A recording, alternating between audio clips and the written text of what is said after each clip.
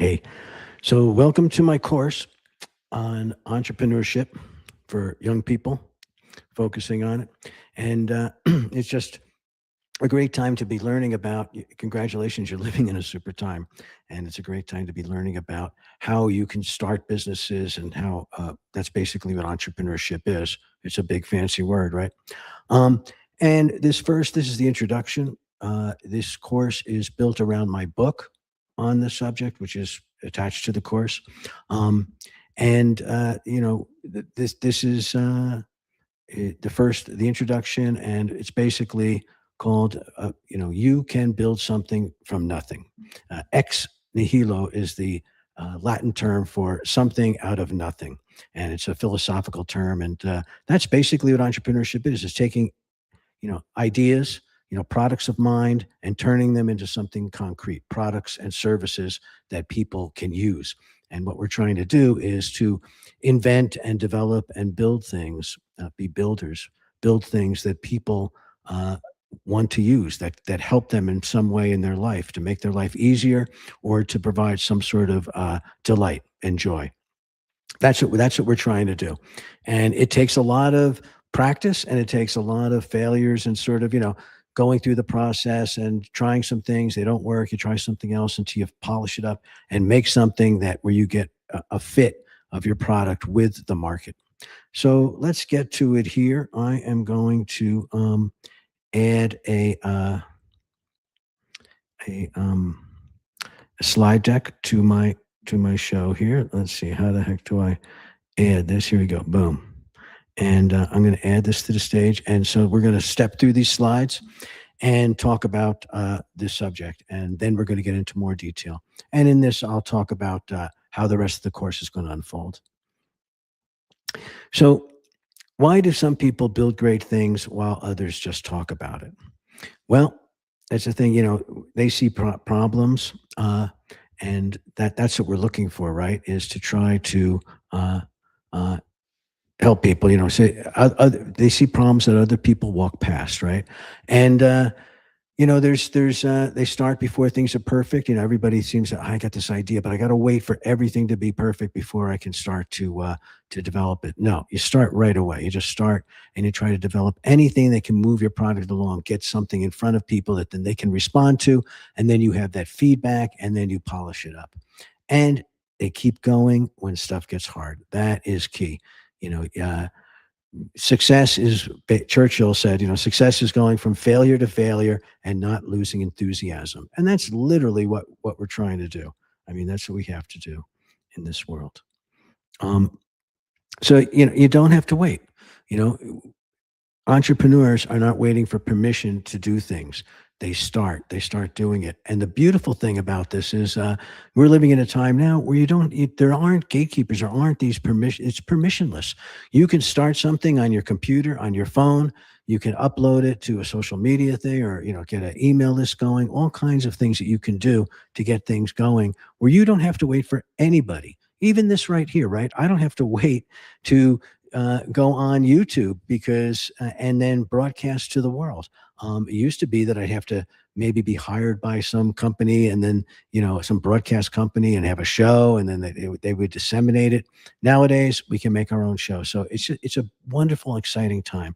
So this is an example of Warren Buffett. And Warren Buffett is one of the greatest investors of all time. I mean, just has made billions and hundreds of billions of dollars. So when he was 6 years old, he started, selling chewing gum door to door. And when I was a kid, I had a paper route and sold seeds and all those kind of things. And when he was 11, he sold his first stock. I mean, ridiculous, right? He bought his first stock. And you can open a stock account now, and it's a lot easier to buy stocks nowadays and become an investor. And when he was 13, he filed his first tax return. That's a high class thing to do, right? That means you're making money if you have to pay taxes, right? It's great. And by the age of 26, he was running his own investment firm. He didn't start at age 26 running the investment firm. He was learning that stuff all this time. And he wasn't a prodigy or some kind of genius. He just started early and kept on going, kept on learning. You know, he claims that he reads 500 pages a day, and reading is a superpower that we have to really learning how to read and then reading a lot is absolutely key in this world. And you're right, the younger you are, the better, really, the time is right now, when's the right time? Right now. um, so what do entrepreneurs actually do? An entrepreneur is somebody who creates something of value by solving a problem people actually have. So you got to pay attention to the problems you have, right? And then maybe problems that people around you are complaining about, or you see there where there's this friction or some kind of a thing that then you can think of, I could be able to fix that in some way. And it has to be a feasible problem, right? It's not magic. There's no special background, no secret knowledge. Well, this is the secret knowledge, right? You got to pay attention. You got to pay attention to what's going on. And there's no age requirement, right? And it's not a big plan. You start with questions, not answers. And the first version is not going to be the best version. You're going to have to what they call iterate. You go through, you put something out, you get the feedback, you revise what you're doing, and you keep doing that. And that's an iterative process. And as von Moltke said, who's a famous general, that the battle plan never survives first contact with the enemy, which is true. Once you have an idea, but once it bumps against reality, you realize, oh, it's not perfect, and I have to polish it up in these different ways. I always think of it like a rock tumbler. These things where you take rough stones and you put them in this thing, and they tumble with sand for a long time, and little by little they become polished stones. That's the kind of process that we're doing. And so you got to be patient, and you got to be ready to to do the work.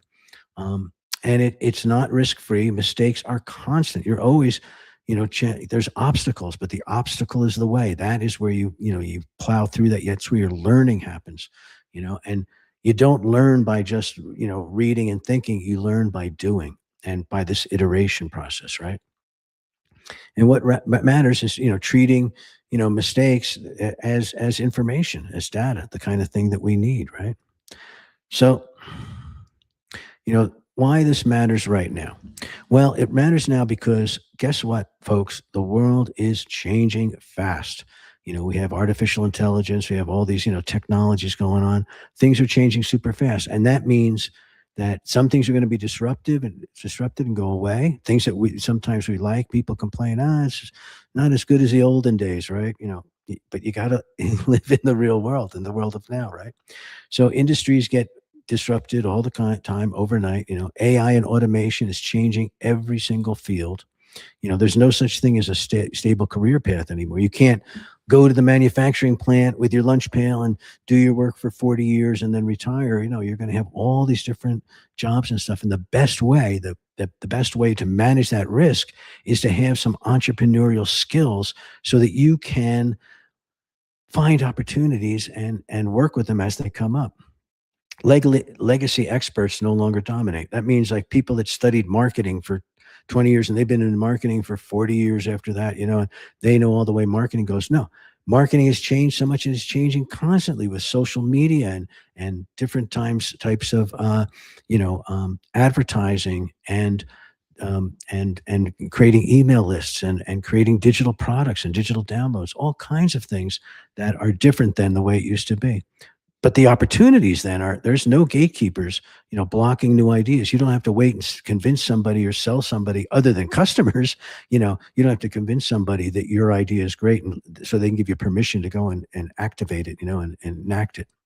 And you have access to global markets, with the internet and with YouTube and with all kinds of different social media platforms. You can access people all over the world, which is so wonderful. And I hope you're listening all over the world right now. And new industries are being invented. And so as you keep up with things, you can get in on things that were never available before, right? And the best time in history to start something is now. It's really the best time. It's really remarkable. So exciting. I'm so excited for you. You're so lucky. We're all so lucky. I mean, this is just great. So, like I said, this is based on my book on the subject. And, that's how I kind of organize things first in a book a lot of times and then develop them into courses, because then I have the structure. I like to do it that way. And so this is a course, and it's going to be organized by like the book, So this first, the first chapter, this is the introduction. First chapter, think like an entrepreneur. how to do entrepreneurial mindset, right? And then finding a problem well worth solving. It has to be something that where there's a market for it, you know your customer. You have to really understand what their needs are. The business blueprint, that's where we're going to the business model canvas and some other tools like that. How do you model a business? Building something real. How do you do a minimal viable product and start to develop that? Money basics. What's the difference between revenue and profit and cash flow? All those kind of things you need to know. That's how we keep scores, by accounting and the money. Telling people about it. Awareness campaigns, marketing, and then the pitch, which is basically how do you phrase what you're doing and talk about it and get people interested and excited, not just investors maybe, but also customers and potential employees or partners or vendors or suppliers, all kinds of people. You have to tell them what you want to do so they're excited about being on your team, being part of it. And then the final chapter is what? Keep going. That's the one thing. We don't give up, right? That is absolutely the key. So every section in this course, or every chapter in the book, gives you these kind of things. This is how I organize it. A real framework like it. We talked about business model canvas, design thinking, MVP, minimal viable product. That stands for growth hacking. All those kind of things you're going to learn about them, and then origin stories.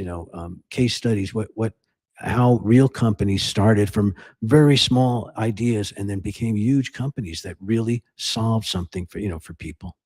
And then key terms, what those key terms are in each type of way. So you don't get bogged down in the buzzwords and all that kind of stuff. So you know what those terms are and you can use them. And then you have words to put to, different thoughts, which is really great. And then trying it in action, a concrete way that you can move your idea forward. And so that's what we're trying to do there. Just I hope you like this kind of layout. It's worked really well for me before.